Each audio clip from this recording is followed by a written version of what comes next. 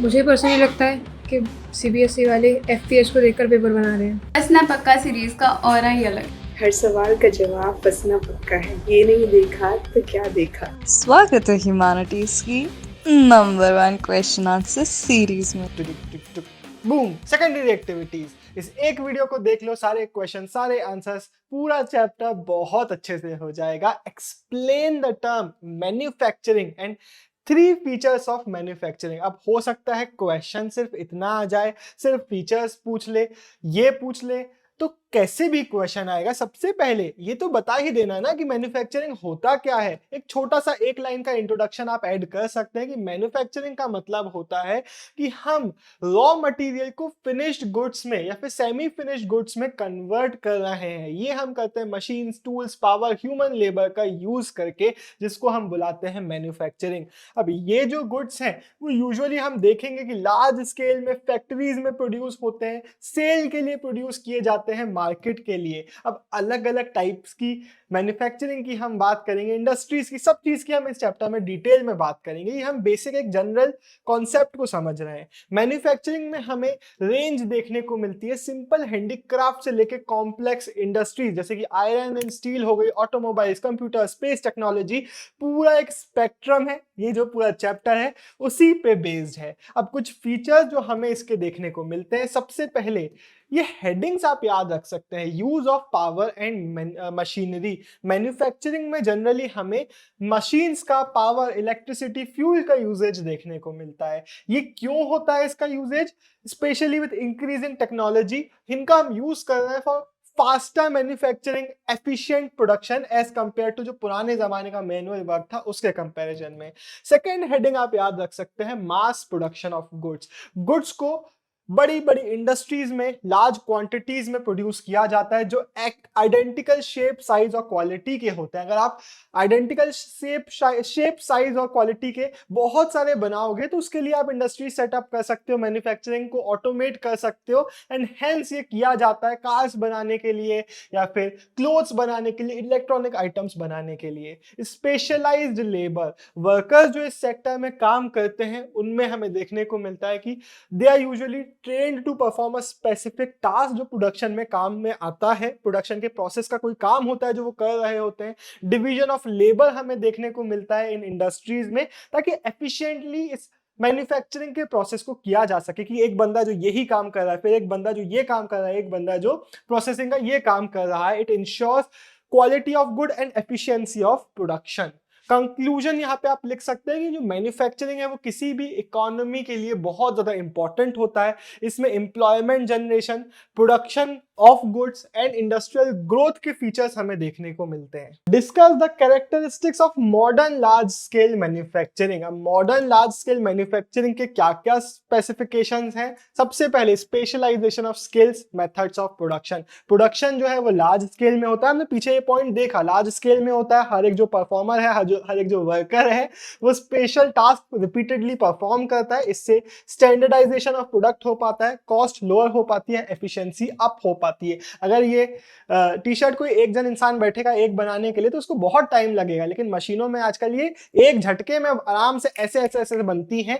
तो this is what manufacturing is all about. Manufacturing nowadays in the modern sense is all about mechanization and automation. Machines, इसका मतलब क्या है? Machines का, gadgets का use कर रहे हैं टास्क को परफॉर्म करने के लिए। ऑटोमेशन एक एडवांस स्टेज है जहां पे हमने पूरे प्रोसेस को ही ऑटोमेट कर दिया है। ह्यूमन लेबर इन्वॉल्व नहीं करना पड़ रहा या फिर मिनिमम लेवल पे करना पड़ रहा है, प्रोसेस अपने आप हो रहा है। तो ये है इसका डेफिनेशन कि मिनिमम ह्यूमन इन्वॉल्वमेंट होना चाहिए।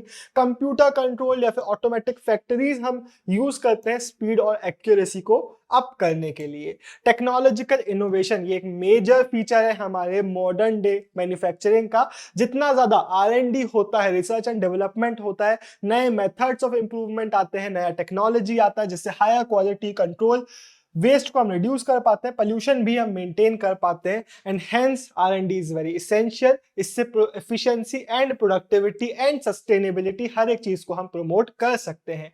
ऑर्गेनाइजेशन स्ट्रक्चर एंड स्ट्रेटिफिकेशन मतलब क्या? सबसे पहले एक पॉइंट याद रखना, मैंने पिछली वीडियो में भी बताया था कि ये कुछ पॉइंट से जो आपको समझना पड़ेगा कहाँ पे कितना आउटपुट जनरेट हो रहा है, कहाँ पे कितना इन्वेस्टमेंट लग रहा है। आप लिखेंगे capital investment is obviously large, because यहाँ पे जहाँ पे भी हम मशीनरी का टोटल यूज कर रहे हैं, जहाँ पे भी हम ज्यादा टेक्नोलॉजी यूज कर रहे हैं, वहां पे कैपिटल इन्वेस्टमेंट होगा।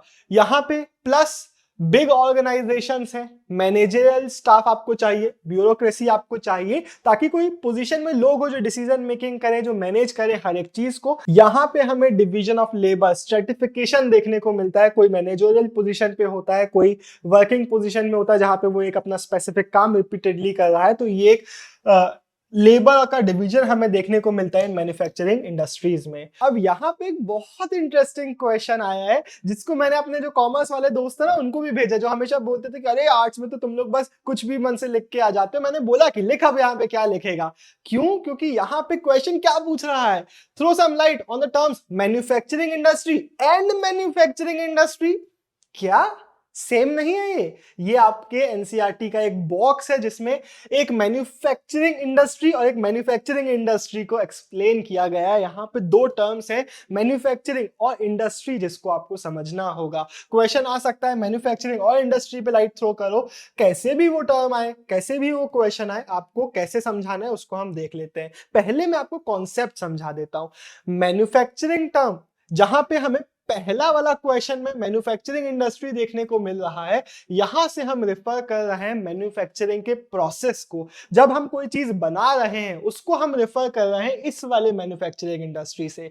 लेकिन ये जो दूसरा वाला मैन्युफैक्चरिंग इंडस्ट्री है, ये पूरे सेक्टर को इंक्लूड कर रहा है। यहाँ पे हम सिर्फ मैन्युफैक्चरिंग की बात नहीं कर रहे हैं, प्रोसेस ऑफ मेकिंग की बात नहीं कर रहे हैं, यहाँ पे हम उस पूरे सेक्टर को इन्वॉल्व कर रहे हैं, चाहे वो फैक्ट्रीज में होने वाली सेकेंडरी एक्टिविटीज हो, चाहे वो नॉन फैक्ट्री सेकेंडरी एक्टिविटीज हो, उनको हम इनकॉर्पोरेट कर रहे हैं। तो अब इसको ही जरा अच्छे से आंसर के बेसिस में समझ लेते हैं। जब हम मैन्युफैक्चरिंग पहले वाले की बात कर रहे हैं, तो यहाँ पे हमारा मतलब, पहले तो मैन्युफैक्चरिंग का लिटरल मीनिंग लिख सकते हो कि लिटरल मीनिंग होता है to make by hand, but obviously आज की डेट में टू मेक बाय मशीन को भी हम इसमें इंक्लूड कर लेते हैं। हमारी अंडरस्टैंडिंग ऑफ मैन्युफैक्चरिंग में ये कम और ये मशीन वाला ज्यादा बढ़ गया है। ठीक है, तो ये एक्सेप्टेबल है। इसके बाद मीनिंग आप लिख सकते हो कि मैन्युफैक्चरिंग होता क्या है, रॉ मटेरियल को फिनिश गुड्स बनाना, उसमें वैल्यू एडिशन करना। It is the act of production. तो ये जो पूरा प्रोसेस ऑफ प्रोडक्शन है वो है हमारा पहला वाला मैन्युफैक्चरिंग इंडस्ट्रीज। इसमें जरूरी नहीं है कि सिर्फ लार्ज स्केल ऑर्गेनाइज्ड सेटअप हो, इसमें हो सकता है स्मॉल स्केल पे कोई मैन्युफैक्चरिंग हो रही हो, हैंडीक्राफ्ट इंडस्ट्री की, पॉटरी की, किसी भी चीज की, तो उसको भी हम इसमें इन्वॉल्व कर रहे हैं। जब हम term, the broader term manufacturing industry को लिख रहे हैं, जो हमारा सेकेंड वाला मैन्युफैक्चरिंग इंडस्ट्री है, उसमें हम इंडस्ट्री को as a broader term use कर रहे हैं। अब यहाँ पे एक टर्म को आप समझो, जैसे ही हम टर्म इंडस्ट्री सुनते हैं, हमारे दिमाग में फैक्ट्रीज और मशीन्स और लेबर और मैनेजमेंट आ जाता है, which is definitely included in the term manufacturing industry। अब ये जो होते हैं वो पेपर अकाउंट्स, रिकॉर्ड्स, एडमिनिस्ट्रेशन, हर एक चीज को मेंटेन करते हैं, बिल्कुल इसमें हम इंक्लूड कर रहे हैं। इसलिए हम इंडस्ट्री को कई बार मैन्युफैक्चरिंग के साथ सिनोनिमस कर देते हैं कि अगर इंडस्ट्री टर्म है तो जैसे कि स्टील इंडस्ट्री, तो हम स्टील मैन्युफैक्चरिंग यूनिट से ही उसको रेफर कर सकते हैं, तो हम इसको इक्वेट कर देते हैं। लेकिन फिर ये भी आपको याद रखना पड़ेगा कि कुछ सेकेंडरी एक्टिविटीज ऐसी भी हैं जहां पे फैक्ट्री नहीं है, जहां पे नॉन फैक्ट्री, जहां पे नॉन लेबोरेटरी, जहां पे नॉन फैक्ट्री सेकेंडरी एक्टिविटीज जैसे कि टूरिज्म और एंटरटेनमेंट वाले सेक्टर हो गए, इसको भी हमें इंक्लूड करना पड़ेगा। तो ये आप याद रखेंगे। तो इसके एग्जांपल आप याद रखेंगे, steel manufacturing industry, textile manufacturing industry जो कि क्लियरली फैक्ट्री बेस्ड है, एंड एंटरटेनमेंट इंडस्ट्री, टूरिस्ट, अरे क्या बोल रहा हूं, टूरिज्म इंडस्ट्री, इनको भी आपको इंक्लूड करना पड़ेगा। तो बेसिकली यहाँ पे एक डिफरेंस समझाया गया था। मैन्युफैक्चरिंग इंडस्ट्री में यूजुअली हमें ज्यादा एक ब्रॉडर ऑर्गेनाइज्ड इंडस्ट्रियल सेटअप देखने को मिलता है। वीडियो में आगे बढ़ने से पहले अगर आपको द ट्विन ब्रोस के प्रीमियम नोट्स चाहिए या फिर आपको चाहिए हमारी लेजेंडरी फंसना पक्का है के पीडीएफ, जिसमें आपको सारे इंपॉर्टेंट क्वेश्चंस, पीवाईक्यूज, उनके बोर्ड स्टाइल में आंसर्स मिल जाएंगे, ये दोनों चीजें आपको मिल जाएगी हर एक ह्यूमैनिटीज के मेजर सब्जेक्ट के लिए हमारे thetwinbros.in पे, या फिर हमारे एप्लीकेशन से इनको आप एक्सेस कर सकते हैं। लिंक आपको डिस्क्रिप्शन में मिल जाएगा, चेक करना मत भूलना। अब हम बढ़ते हैं वीडियो में आगे। Discuss in detail the different factors influencing industrial location. अगर अगर मैं एक इंडस्ट्री सेटअप कर रहा हूं तो मैं किसी एक स्पेसिफिक जगह पर क्यों करूंगा, क्या फैक्टर्स होंगे जो मुझे इन्फ्लुएंस करेंगे। सबसे पहला, ये हेडिंग्स आप याद रख सकते हैं, बाकी सुन लो, अपने तरीके से लिख के आना। सबसे पहला, एक्सेस टू मार्केट। मार्केट मतलब क्या होता है? वो लोग जो डिमांड कर रहे हैं मेरे प्रोडक्ट की और जिनके पास परचेजिंग पावर है, वो है मेरा मार्केट। तो मैं अपनी इंडस्ट्री को चाहूंगा कि ऐसी लोकेशंस में बनाऊं जहां से बड़े बड़े मार्केट्स पास हो, ताकि मेरा ट्रांसपोर्ट कॉस्ट खत्म हो। डेवलप्ड रीजन जैसे कि Europe, north America, Japan, Australia, यहाँ पे लार्ज मार्केट्स होते हैं। क्यों? क्योंकि यहाँ की जो जनता है उनकी परचेजिंग पावर ज्यादा है। तो ये एक चीज होगा, इसलिए यहाँ पे इंडस्ट्रीज भी हमें बहुत देखने को मिलते हैं। डेंसली पॉपुलेटेड रीजन जैसे कि south and south east Asia के, यहाँ पे जनता इतनी ज्यादा है कि यहाँ पे भी मार्केट्स अच्छे खासे होते हैं किसी भी प्रोडक्ट के लिए, ज्यादातर प्रोडक्ट्स के लिए। कुछ इंडस्ट्रीज जैसे कि एयरक्राफ्ट हो गए, आर्म इंडस्ट्रीज हो गए, ये ऐसी इंडस्ट्रीज है जिन्होंने पूरे ग्लोबल मार्केट को भी कैप्चर किया हुआ है। एक्सेस टू रॉ मटेरियल, अब ये दूसरा, पहला फैक्टर था एक्सेस टू मार्केट, दूसरा फैक्टर है एक्सेस टू रॉ मटेरियल। अगर रॉ मटेरियल मुझसे बहुत दूर है तो मुझे ट्रांसपोर्ट करा के लेके आना पड़ेगा, इसलिए मैं रॉ मटेरियल के पास अपनी इंडस्ट्री सेटअप करूंगा ताकि चीप एंड ईजी ट्रांसपोर्ट में कर सकूं। ऐसी इंडस्ट्रीज जो bulky and weight losing raw material से डील करती हैं। अब बल्कि तो आप समझते हैं कि अगर बहुत भारी मेरा रॉ मटेरियल है तो मैं और ज्यादा क्लोज सेटअप करूंगा रॉ मटेरियल के, ताकि बिल्कुल भी उसको मेरे को ट्रांसपोर्ट ना करना पड़े। वेट लूजिंग इंटरेस्टिंग टर्म है। Weight losing for example, sugar अगर मुझे बनाना है, शुगर केन से मान लो मैं बना रहा हूं, ज्यादातर उसका जो वेट है वो शक्कर बनने के बाद खत्म हो जाएगा, वेस्ट मटेरियल अलग कर सकूंगा मैं। तो जो एक्स्ट्रा बर्डन मुझे कैरी करना पड़ता, उसको अब मुझे नहीं कैरी करना पड़ेगा, क्योंकि मैंने वेस्ट मटेरियल यहीं फेंक दिया। अब मैं जो प्रोसेस है, जो कि काफी ज्यादा वेट लॉस कर चुका है, उसको मैं लेके चले जाऊंगा जहां मुझे लेके जाना है। तो ऐसे प्रोडक्ट्स जो कि वेट लूजिंग रॉ मटेरियल्स होते हैं, जिनका वेट लॉस होता है बनने के बाद, उनमें भी हम जो इंडस्ट्रीज है वो बहुत ज्यादा क्लोज सेटअप करते हैं, ताकि एक्स्ट्रा बल्कि मटेरियल को आपको ट्रेवल ना कराना पड़े। ऑल्सो पेरिशेबल रॉ मटेरियल, अब इसके एग्जांपल बल्कि एंड वेट लूजिंग के स्टील, शुगर, सीमेंट इंडस्ट्री में भी यही चीज होती है। इसके एग्जांपल है हमारे अगला पॉइंट है हमारा पेरिशेबल रॉ मटेरियल। अगर कोई चीज है जो खराब हो जाएगी जल्दी से, तो अगेन मुझे चाहिए कि उसके पास मेरी इंडस्ट्री लोकेटेड हो। अगला पॉइंट है कि agro processing and dairy industries farms और मिल्क सप्लाई के पास होती है, क्योंकि ऑब्वियसली फार्म्स वगैरह के जो प्रोडक्ट है वो जल्दी खराब हो जाएंगे। अगर आप दूर सेटअप करोगे तो जब तक लेके आओगे, फिर यहां से लेके जाओ, खराब होने की दिक्कत बहुत ज्यादा है। एक्सेस टू लेबर सप्लाई, ये हमारी तीसरी हेडिंग है। क्वेश्चन हो सकता है किसी एक हेडिंग से स्पेसिफिक आ जाए कि सिर्फ इसको एक्सप्लेन करो या फिर सिर्फ इसको एक्सप्लेन करो, तो इंडिविजुअल क्वेश्चंस भी आएंगे। एक्सेस टू लेबर, जहां मिलेगा, जहां सस्ता लेबर मिलेगा, वहां मैं इंडस्ट्रीज लगाऊंगा, तो इसलिए लेबर जो है it influences the industrial locations. कुछ इंडस्ट्रीज जहां पे स्किल्ड लेबर की जरूरत पड़ेगी, तो उसके लिए मुझे स्किल्ड लेबर वाली लोकेशन में अपनी इंडस्ट्री सेटअप करनी पड़ेगी। इंक्रीजिंग मैकेनाइजेशन और ऑटोमेशन के कारण ये जो लेबर वाली दिक्कत है ये कम होती चली जा रही है, क्योंकि अब लेबर की जरूरत ही कम पड़ती है, तो इसलिए dependence on labour is decreasing. अब अगला हमारा हेडिंग है access to sources of energy. कुछ इंडस्ट्रीज में सोर्सेस ऑफ एनर्जी बहुत इंपॉर्टेंट होते हैं। पावर इंटेंसिव इंडस्ट्रीज जैसे कि एल्यूमिनियम इंडस्ट्री, इसको एनर्जी सोर्स के पास लगाया जाता है। पहले हमारा कोल जो था वो एक मेन सोर्स ऑफ एनर्जी था, बट अब हम हाइड्रो इलेक्ट्रिसिटी और पेट्रोलियम की तरफ भी जा रहे हैं। अगली हमारी हेडिंग है access to transportation and communication facilities. अगर एफिशिएंट ट्रांसपोर्ट सिस्टम है तो वो रॉ मटेरियल लाने में, फिनिश्ड गुड को मार्केट तक पहुंचाने में हेल्प करेगा, पहला पॉइंट। इसलिए जो ट्रांसपोर्ट है it is very important for the industry की लोकेशन। दूसरा पॉइंट, वेस्टर्न यूरोप हो गया, ईस्टर्न नॉर्थ अमेरिका हो गया, यहाँ पे बहुत वेल डेवलप्ड ट्रांसपोर्ट सिस्टम है एंड हेंस इंडस्ट्रीज के लिए बहुत ज्यादा सूटेबल है। इंडस्ट्रियल जो डेवलपमेंट है वो डायरेक्टली रिलेटेड है ट्रांसपोर्ट नेटवर्क से। कम्युनिकेशन फैसिलिटीज इंडस्ट्रीज के लिए बहुत इंपॉर्टेंट होती है and hence they play a massive role. Major chances है क्वेश्चन ऐसे भी आ जाए कि सिर्फ गवर्नमेंट पॉलिसीज को या फिर एग्लोमरेशन को एक्सप्लेन करो, कंबाइंड इनका क्वेश्चन आ सकता है, तो दोनों को हम समझ लेते हैं।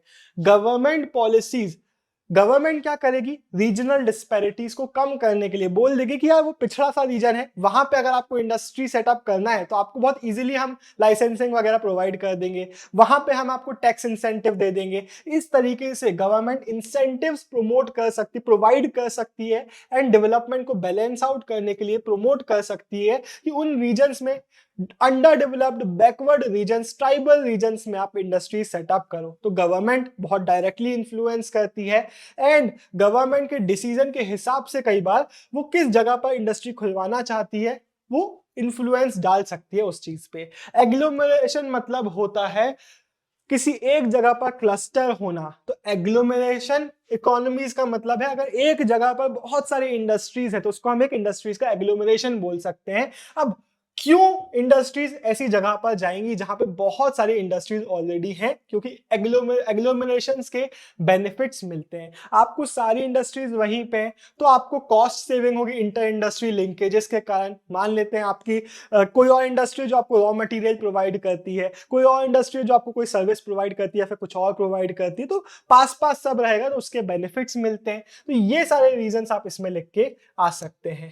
Discuss in short the features of footloose industry. Footloose industries वो होती है जो किसी एक स्पेसिफिक रॉ मटेरियल पे, किसी एक स्पेसिफिक लोकेशन पे, किसी एक स्पेसिफिक सेट ऑफ लेबर्स पे डिपेंडेंट नहीं होती। मतलब इन इंडस्ट्रीज को हम कहीं पे भी खोल सकते हैं बड़े इजीली।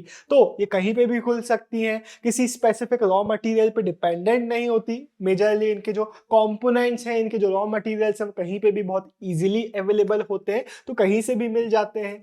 ये स्मॉल क्वांटिटीज में प्रोड्यूस करती है, स्मॉल लेबर फोर्स को एम्प्लॉय करती है, नॉन पॉल्यूटिंग यूजुअली ये होती हैं और रोड एक्सेसिबिलिटी का यूज करती हैं अपने लोकेशन तक एक्सेसिबिलिटी रखने के लिए। हालांकि इनके लिए कोई भी, जैसे कि बाकी इंडस्ट्रीज के लिए ट्रांसपोर्ट एक बहुत मेजर इशू है, लेकिन इनके लिए बाकी कोई भी ऐसे फैक्टर जो बाकियों के लिए उतने इंपॉर्टेंट है इनके लिए इंपॉर्टेंट नहीं है, क्योंकि easy to open, easy to locate industries होती हैं। Explain the types of industries based on size. आगे हम देखेंगे बेस्ड ऑन अलग अलग चीजों के हिसाब से। तो इस क्वेश्चन के लिए प्रिपेयर्ड रहना आ सकता है। ये क्वेश्चन बड़ा सा लगेगा लेकिन बहुत easy to remember, easy to understand topic है। सबसे पहले the amount of capital invested, number of workers employed and volume of production, ये तीन फैक्टर्स हम देखते हैं साइज ऑफ द इंडस्ट्री को डिटरमिन करने के लिए। अब इंडस्ट्रीज जो है उसको हम हाउस होल्ड या फिर कॉटेज, स्मॉल स्केल या फिर लार्ज स्केल इंडस्ट्री में क्लासिफाई कर सकते हैं।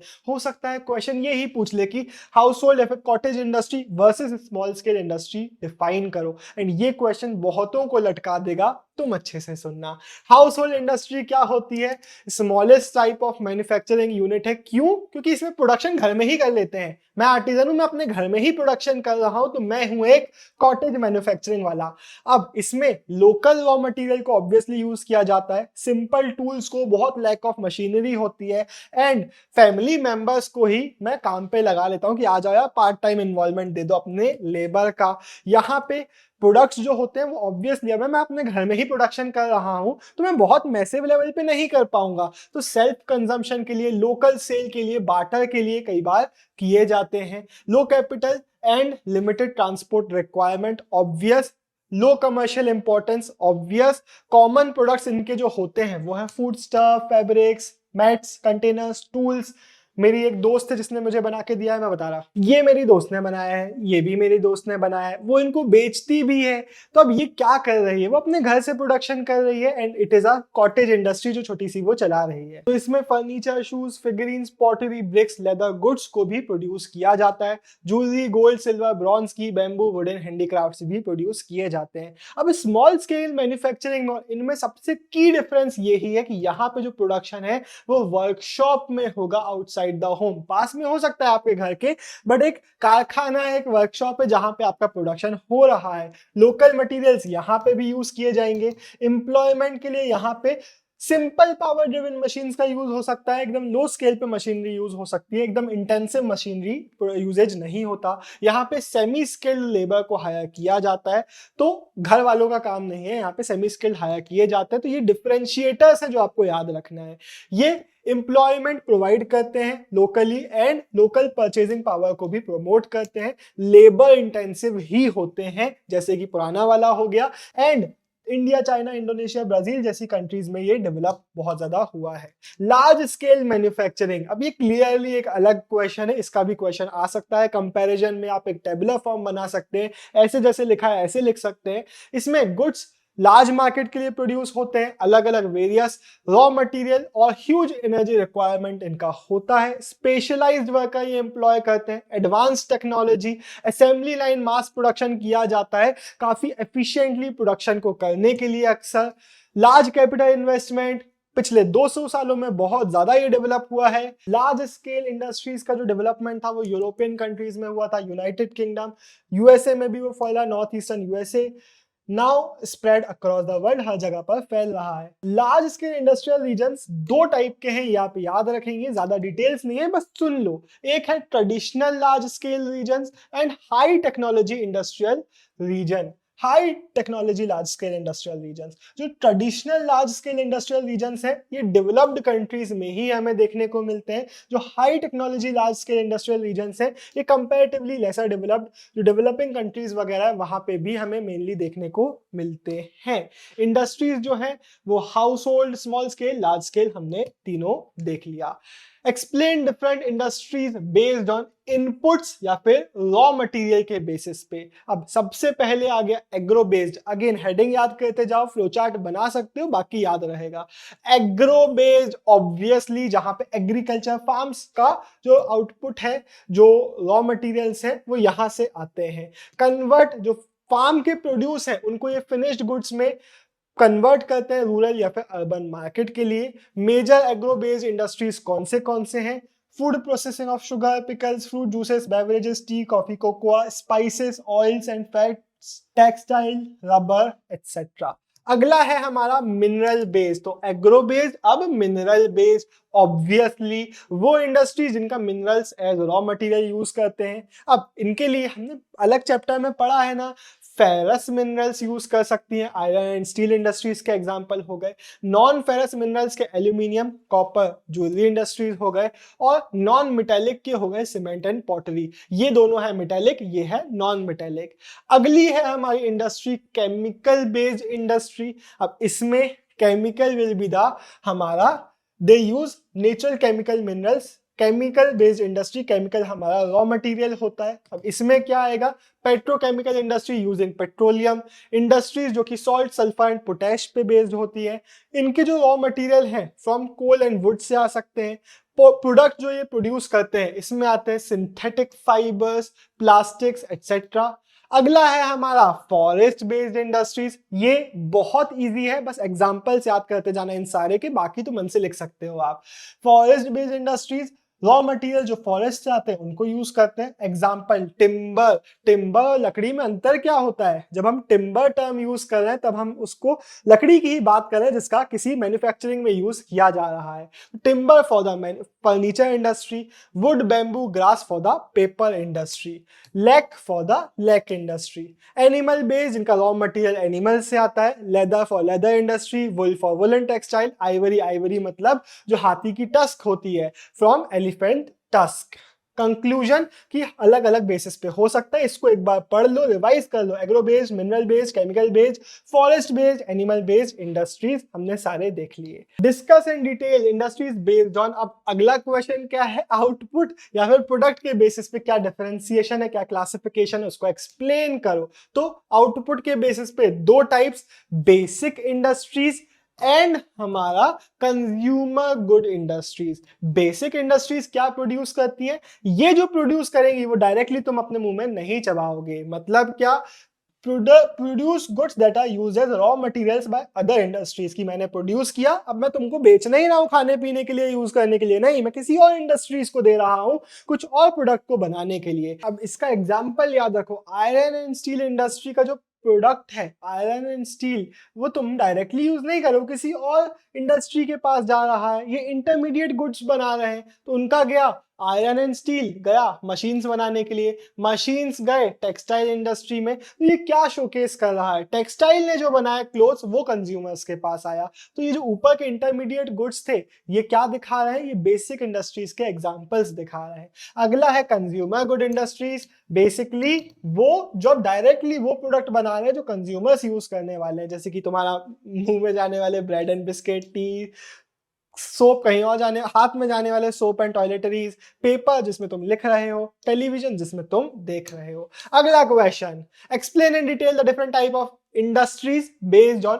ओनरशिप। अब ओनरशिप किस बेसिस पे हो सकती है, या तो पब्लिक सेक्टर इंडस्ट्रीज हो सकती है या फिर प्राइवेट सेक्टर इंडस्ट्रीज भी हो सकती है, एंड हमारे जॉइंट सेक्टर इंडस्ट्रीज भी हो सकती है। तो सबसे पहले याद रख लो हमारा public sector industries, public sector मतलब ओन्ड बाय गवर्नमेंट। इंडिया में पब्लिक सेक्टर अंडरटेकिंग्स पीएसयूज के नाम से हम इनको जानते हैं। सोशलिस्ट जो कंट्रीज होती है, हम मिक्स्ड इकोनॉमी, हम सोशलिस्ट नहीं है। सोशलिस्ट में ज्यादातर जो चीजें हैं वो क्या होती है, स्टेट ओन्ड होती हैं। अब मिक्स्ड इकोनॉमी जैसे कि हम हैं, हम यहाँ पे पब्लिक एंड प्राइवेट सेक्टर दोनों को ही परमिशन देते हैं। प्राइवेट सेक्टर इंडस्ट्री जहाँ पे जो इंडिविजुअल इन्वेस्टर्स होते हैं वो ओन करते हैं। अब इनको प्राइवेट ऑर्गेनाइजेशन ओन कर रही है, एंड ये कैपिटलिस्ट कंट्री में मेनली यही होते हैं, हमारे यहाँ पे ये वो दोनों होते हैं। Joint sector industries managed by joint stock companies, पहला पॉइंट लिख देना। अगला पॉइंट लिख देना कि managed by jointly public and private sectors, and ownership and management share यहाँ पे हो रही होती है। अगला हमारा क्वेश्चन है, describe the main characteristics of high technology industries. Describe अब अलग अलग तरीकों से बार बार लिखा हुआ है, which shows the question की इंपॉर्टेंस। ये क्वेश्चन आ सकता है। Role of research and development in high technology. तो जब हम हाई टेक्नोलॉजी इंडस्ट्रीज की बात कर रहे हैं, रिसर्च एंड डेवलपमेंट की बात कर रहे हैं, तो उसका रोल क्या होता है। जो हमारी हाई टेक्नोलॉजी या फिर हाई टेक बस लिख के आ सकता है, ये भी याद रखना। हाई टेक इंडस्ट्रीज होती है ये latest generation of manufacturing activities हैं। Basically research and development, intensive R&D करने के बाद जो लेटेस्ट टेक्नोलॉजी का हम यूजेज कर रहे हैं, लेटेस्ट प्रोडक्शन मेथड्स का हम यूज कर रहे हैं, वो है हमारी हाई टेक्नोलॉजी इंडस्ट्रीज में। And high technology industries labour intensive नहीं है, ये नॉलेज इंटेंसिव है। यहाँ पे हमें latest production method, latest knowledge देखने को मिल रहा है। यहाँ पे जो हमारे व्हाइट कॉलर यानी कि हाई स्किल्ड प्रोफेशनल्स हैं वो ब्लू कॉलर्ड वर्कर्स को आउटनंबर कर रहे हैं। यहाँ पे robotics and assembly lines usages होगा, कंप्यूटर एडेड डिजाइन यूज किए जाएंगे। बेसिकली ऑटोमेशन करने की पूरी कोशिश है मैन्युफैक्चरिंग में, डिजाइन में, या फिर इलेक्ट्रॉनिक कंट्रोल सिस्टम लगाए जा रहे हैं स्मेल्टिंग और रिफाइनिंग के लिए। यहाँ पे हमें नए डेवलपमेंट्स देखने को मिलते हैं, continuous development of new chemical and pharmaceutical products. Basically यहाँ पे मॉडर्न इंडस्ट्रियल सेटअप होगा। जो हमारे इंडस्ट्रीज हैं वहां पे आपको मॉडर्न डिजाइन देखने को मिलेगा, वेल स्पेस्ड ऑफिसेस देखने को मिलेंगे, बहुत बड़े बड़े बिल्डिंग्स की जगह, बहुत बड़े बड़े फैक्ट्रीज और स्टोरेज सेटअप्स की जगह आपको नॉर्मल, बहुत मॉडर्न दिखने वाले, बहुत अच्छे दिखने वाले वेल स्पेस्ड सेटअप्स मिलेंगे। एंड यहाँ पे आपको टर्म याद रखना है, टेक्नोपोलिस। टेक्नोपोलिस क्या होते हैं, वो रीजन्स, ये एक्सप्लेन करने के लिए क्वेश्चन में ही आ सकता है, वो रीजन्स जहां पे हमारे टेक बेस्ड इंडस्ट्रीज सेटअप है, कॉन्सेंट्रेटेड है, जहां पे हमें टेक बेस्ड इंडस्ट्रीज सारे देखने को मिलते हैं, उन कॉन्सेंट्रेटेड रीजन्स को हम बुलाते हैं टेक्नोपोल्स या फिर टेक्नोपोलिस। जैसे कि एग्जांपल याद रखना ही पड़ेगा, Silicon Valley and easy to remember है, and Silicon Forest. High technology industries जो हमारी है ये मॉडर्न मैन्युफैक्चरिंग के लिए बहुत इंपॉर्टेंट है। ये एफिशिएंसी, इनोवेशन और इंडस्ट्रियल ग्रोथ को प्रमोट कर रहे हैं, एडवांस इंडस्ट्रियल ग्रोथ को। इसी के साथ ये चैप्टर खत्म होता है। आई होप ये वीडियो ने आपको बहुत ज़्यादा हेल्प किया होगा। Bye bye, signing off, Dev Tanguliya and love you always. मैं ये नहीं बोला मैं रोज मेहनत करता हूँ इतनी, लेकिन आज मैं जितनी मेहनत कर सकता था उससे थोड़ी ज़्यादा ही करी है। मेरी वॉइस का टेक्सचर बदल गया है क्योंकि आज मैंने बहुत काम कर लिया है, बहुत वीडियो बना लिया। You better blow this video. आप इस वीडियो में कमेंट कर दो कुछ अच्छे से, एंड लाइक भी कर दो। ये वीडियो एकदम सारा वायरल हो जाना चाहिए भाई। Bye bye, signing off, Dev Tanguliya, love you. Camera बंद। मेरी दोनों सेल्फ हेल्प बुक आपको Amazon, फ्लिपकार्ट पे मिल जाएंगी। डिकोडिंग ह्यूमैनिटीज सिर्फ और सिर्फ ह्यूमैनिटीज वाले बच्चों के लिए। Everything boils down to awareness, हर एक उसके लिए जो लाइफ में ग्रो करना चाहता है। डिस्क्रिप्शन में दोनों बुक्स के सैंपल पीडीएफ्स मिल जाएंगे। पहले सैंपल पीडीएफ को पढ़िए, पेजेस पढ़ के अगर मजा आए तो फिर आप ऑर्डर कर सकते हैं।